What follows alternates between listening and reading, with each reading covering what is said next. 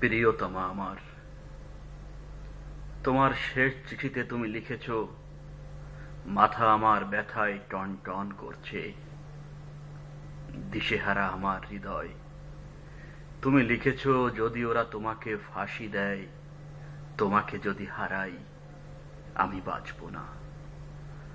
তুমি বেঁচে থাকবে প্রিয়তমা বধূ আমার, আমার স্মৃতি কালো ধোঁয়ার মতো হাওয়ায় মিলিয়ে যাবে।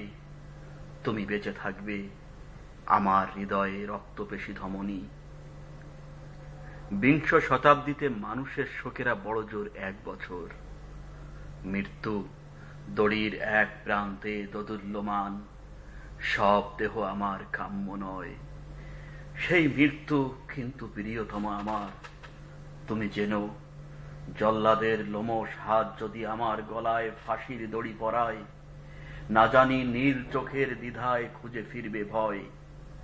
অন্তিম রোষের অস্ফুটায় আলো আমি দেখব, আমার বন্ধুদের, তোমাকে দেখব। আমার সঙ্গে কবরে যাবে শুধু আমার এক অসমাপ্ত গানের বেদনা। বধূ আমার, তুমি আমার কোমল গ্রাম্য মাঝি, চোখ তোমার মধুর চেয়েও মিষ্টি। কেন আমি তোমাকে লিখতে গেলাম, ওরা আমাকে ফাঁসি দিতে চায়। বিচার শুধুমাত্র শুরু হয়েছে, আর মানুষের মন তো বোটা আর ফুল নয় যে ইচ্ছে করলেই ছিঁড়ে নেবে। ভুলে যেও না, স্বামী যার জেলখানায়, তার মনে যেন সব সময় ফুর্তি থাকে। বাতাস আসে, বাতাস যায়, পেড়ের একই ডাল একই ঝড়ে দুবার দোলে না। গাছে গাছে পাখির কাকলে পাখাগুলো উড়তে চায়, জানালা বন্ধ, টান মেরে খুলতে হবে। আমি তোমাকে চাই, তোমার মতো রমণী হোক জীবন, আমার বন্ধু, আমার প্রিয়তমার মতন। আমি জানি দুঃখের জালে আজ উজাড় হয়নি, কিন্তু একদিন হবে। নতজানু হয়ে আমি চেয়ে আছি মাটির দিকে, উজ্জ্বল নীল ফুলের মঞ্জরিতে শাখার দিকে আমি তাকিয়ে। তুমি যেন মৃন্ময়ী বসন্ত আমার প্রিয়তমা, আমি তোমার দিকে তাকিয়ে। মাটিতে পিঠ রেখে আমি দেখি আকাশকে, তুমি মধুমাস, তুমি আকাশ, আমি তোমাকে দেখছি প্রিয়তমা, শুধু তোমাকেই দেখছি। রাত্রির অন্ধকারে গ্রাম ঘেঁষে শুকনো পাতায় আমি জ্বালিয়েছিলাম আগুন। আমি স্পর্শ করেছি সেই আগুন। নক্ষত্রের নিচে যারা অগ্নিকাণ্ডের মতো, আমার প্রিয়তমা, আমি তোমাকে স্পর্শ করছি।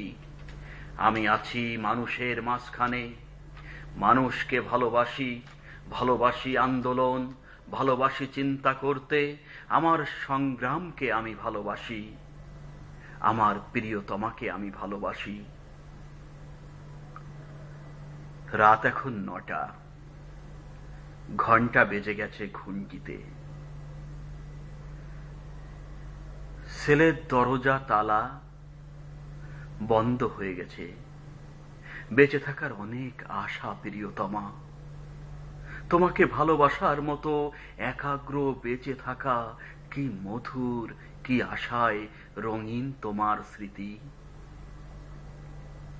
কিন্তু আর আমি আশায় তুষ্ট নই, আর আমি শুনতে চাই না গান। আমার নিজের গান এবার আমি গাইব।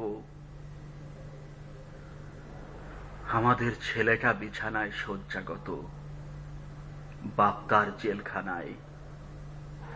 তোমার ভারাক্রান্ত মাথাটা ক্লান্ত হাতের উপর এলানো। দুঃসময় থেকে সুসময় মানুষ পৌঁছে দেবে মানুষকে। আমাদের ছেলেটা নিরাময় হয়ে উঠবে, তার বাপ খালাস পাবে জেল থেকে। তোমার সোনালী চোখে উপচে পড়বে হাসি। আমার আর আমাদের এই পৃথিবী একই সূত্রে উঠবে দাঁড়িয়ে। যে সমুদ্র সবচেয়ে সুন্দর তা আজও আমি দেখিনি, সব থেকে সুন্দর শিশু আজও বেড়ে উঠিনি, আমাদের সব থেকে সুন্দর দিনগুলো আজও আমরা পাইনি। মধুরতম যে কথা আমি বলতে চাই, সে কথা আজও আমি বলিনি। কাল রাত্রে তোমাকে আমি স্বপ্ন দেখলাম, মাথা উঁচু করে ধূসর চোখ তুলে তুমি আমার দিকে চেয়ে আছো।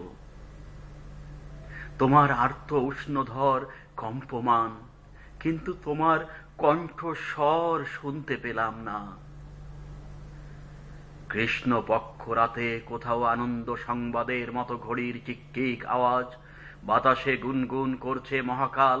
আমার ক্যানারির লাল খাঁচায় গানের একটি কলি, লাঙল চাষা ভূমিতে মাটির বুকে ফুঁড়ে উদ্গত অঙ্কুরের দুরন্ত কলরব, আর এক মহিমান্বিত জনতার বজ্রকণ্ঠে উচ্চারিত ন্যায্য অধিকার। তোমার ৮-১০টা ঘর কম্পমান, কিন্তু তোমার কণ্ঠস্বর শুনতে পেলাম না। আশাভঙ্গের অভিশাপ নিয়ে জেগে উঠলাম। ঘুমিয়ে পড়েছিলাম বইতে মুখ রেখে। অতগুলো কণ্ঠস্বরের মধ্যে তোমার স্বরও আমি শুনতে পাইনি। আমি জেলে আসবার সময় যে সন্তানেরা জননের গর্ভে ছিল, তারা আজ 10 বছরের বালক। আমি জেলে যাবার পর আগের চেয়ে অনেক উজ্জ্বল হয়েছে দিন, আর অন্ধকারের কিনার থেকে ফুটপথে তাদের ভারী হাতে ভর দিয়ে তারা অর্ধেক উঠে দাঁড়িয়েছে। আমি জেলে যাবার পর সূর্যকে 10 বার প্রদক্ষিণ করেছে পৃথিবী, আর আমি বারংবার সেই একই কথা বলছি। জেলখানায় কাটানো 10টি বছরে যা লিখেছি সব তাদের জন্য, তাদের জন্য যারা মাটির পিঁপড়ের মতো, সমুদ্রের মাছের মতো, আকাশের পাখির মতো অগণিত, যারা ভীরু, যারা বীর, যারা নিরক্ষর, যারা শিক্ষিত, যারা শিশুর মতো সরল, যারা ধ্বংস করে, যারা সৃষ্টি করে। কেবল তাদের জীবন বৃত্তান্ত মুখর আমার গানে। আর যা কিছু ধরো আমার জেলের 10টা বছর শুধুমাত্র কথার কথা। আমার জেলের 10টি বছর শুধুমাত্র কথার কথা, কথার কথা প্রিয়তমা।